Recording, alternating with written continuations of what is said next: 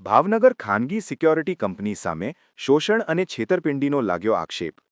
Gautam security and manpower નામની security agency પર લાગ્યા આક્ષેપ.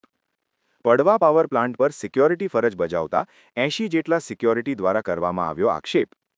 પંજાબ નેશનલ બેંકમાં કર્મચારીના ખાતા ખોલીને કર્મચારીથી અજાણ વહીવટ કર્યોના લાગ્યા આક્ષેપ. કંપનીના જવાબદાર વ્યક્તિ દ્વારા કોઈ યોગ્ય જવાબ નહીં આપતા કર્મચારી દ્વારા મીડિયા સમક્ષ પોતાની રજૂઆત કરવામાં આવી.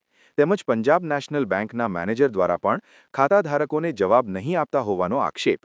સમગ્ર ઘટનામાં બેંક મેનેજર અને પંજાબ નેશનલ બેંક સંસ્કાર મંડળ શાખાના મેનેજર દ્વારા કોઈ ભ્રષ્ટાચાર આચર્યો હોય તેવું લાગી રહ્યું છે. મારું નામ જયપાલસિંહ મજબૂતસિંહ ગોહિલ છે. પડવા ગામનો રહીશ છું. જે પડવા પાવર પ્લાન્ટમાં સિક્યુરિટીમાં કામ કરતા હતા. ગૌતમ સિક્યુરિટીમાં જ્યારે અમારા સ્ટાફમાં મેં રાખ્યા એટલે ખાતા ખોલાવવા માટે અમારી જાણ સહી લઈ લીધી. દેશી બેંકમાં ખાતું ખોલાવ્યું. અમને કોઈ એટીએમ પાસબુક કે ચેક મળ્યા નથી. એ તો વ્યવહાર કરતા હતા અને અમને કોઈ જાતની પગારની પણ ખબર નથી. અત્યારે કોન્ટ્રાક્ટ પૂરો થયો એ પાછા લેવા માટે આવ્યા. તમે ચોખ્ખી ના પાડે છે એ તમને નહીં મળે.